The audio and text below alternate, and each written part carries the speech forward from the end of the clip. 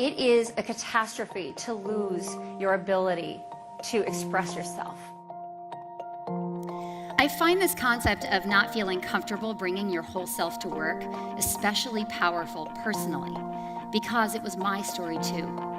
During the years that I was an employee in corporate America, I held back, afraid to tell my truth for fear of being judged.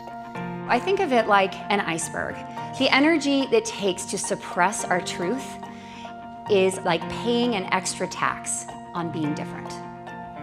We're spending energy navigating this dilemma between safety and authenticity, and that energy could be spent building our professional and personal successes. So there are visible and invisible aspects of diversity in all of us, and I am no different. I'm often asked, what in the world are you doing as a diversity consultant? I'm a white woman from an affluent background.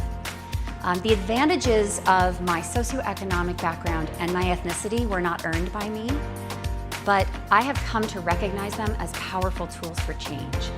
I can get into rooms and have conversations that other people can't. I will be listened to in a different way. Even in a room that looks like this.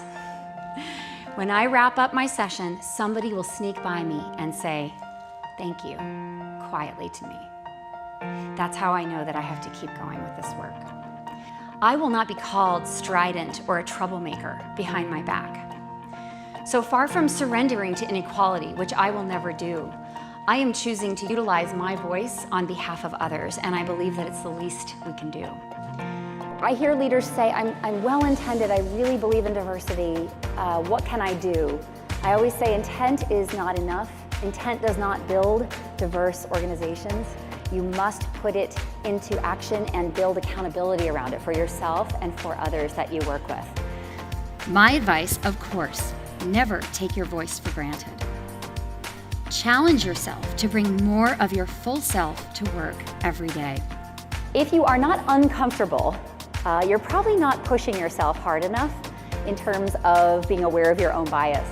Think about inspiring others, not just with your job performance and how hard you work, but who you are, what your story is, where you came from, what shaped you, the challenges you faced, what made you who you are. This isn't quotas, it's not required, but it's really, really good for business, and it's very important that you start to build habits in this arena. Diversity is good for business and the bottom line. But we will need more. More voices, more courage, more acts of inclusion for the road ahead. So I'd like to ask all of you to think about where you are in that continuum.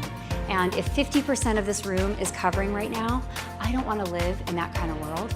And I hope that you'll join me in fixing it. Thank you so much.